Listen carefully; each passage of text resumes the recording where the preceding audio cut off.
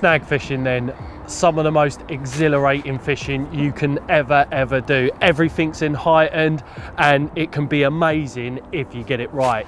So swim choice then, I've got the perfect snaggy swim.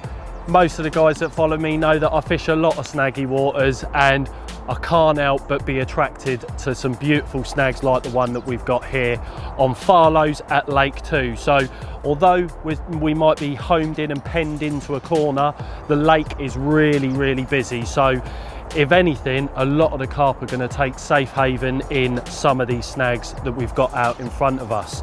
So obviously you look to the left hand side of the swim, we've got plenty of margins down to our left with loads of overhanging trees where the carp will creep underneath and feel like they're in their safe home. Out in front of me, we've got the ultimate snag. There's a tree that's fallen down into the water, and yeah, there's got to be carp hiding within that snag. So I'm going to show you my setup, the perfect way to get close enough to the snag but still keeping safe so that you're not going to ever tether any carp. So when it comes to the equipment that I use whenever I go snag fishing, you need rods that are man enough for the job. I like to use a 3-pound test curve rod or higher. I would never go lower than a 3-pound test curve rod. So another thing that I like to do is obviously point the rod directly at the spot.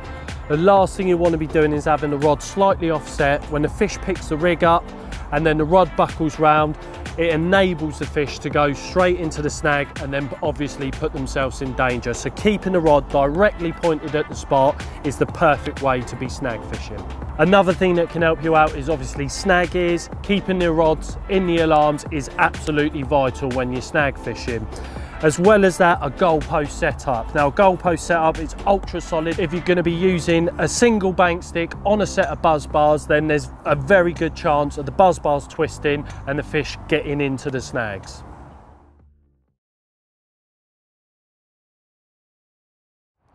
Right, so one of the first things I'll do when I'm snag fishing is actually bait the area that I'm going to be fishing. Now, most of the times you'll have a lead around, find your spot, chuck your rod out and then bait up. Well, ideally with snag fishing, you want to actually bait the area that you're going to be fishing first. And what this will do is push the fish maybe deeper into the snag or just move them away from the area that you're going to be fishing. So all I've got here is just a handful of boilies, and I'm going to use a handful of corn as well. So I'm going to bait the area. Obviously you can see exactly where you're going to be fishing to from the bank. Luckily here we can get straight to the snag and I can just bait it by underarm chucking. So that is one of the first things I'll do whenever I'm snag fishing.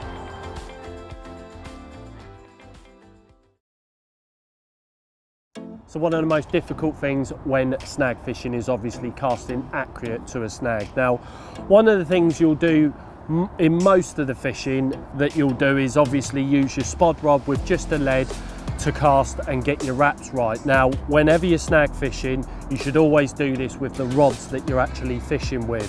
Because the braid is different to perhaps the mono that you might be using on your rods or the fluorocarbon that you're using on your rods, it's always better to use your fishing rods to mark out exactly where you're going to be casting. Now, the way that I do this is I'll undercast first with my fishing rod and then I'll play off a little bit of line at a time. So I'll put it in the clip, cast again, allow a couple more feet off, cast again. Now, it may take you 3 or 4 goes at it, but the last thing you want to be doing is casting straight into the snag and losing all of your kit.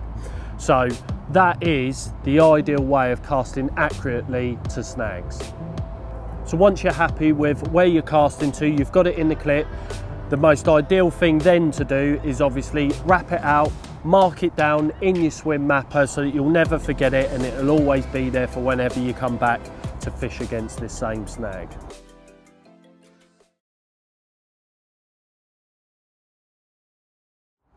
Obviously, so when you're snag fishing, you want to be as close to your rods as humanly possible. But one of the mistakes that I see a lot of people do is they'll either set their bivvy up directly behind their rods or their chair and their equipment right behind the rods as well. Now, the reason why you don't want to be doing this is because you want to be hitting the rod when you get the bite and walking straight back instantly.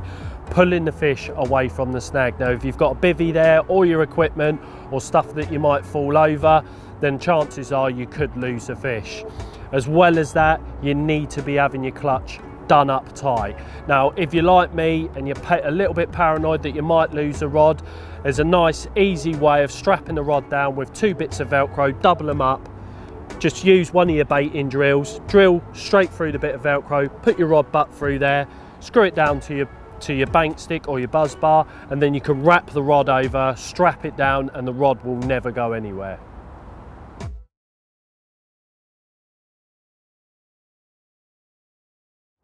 So when it comes to the rig components, when I'm snag fishing, I like to take no prisoners. So hook wise, size 5 medium curve, I wouldn't use anything smaller.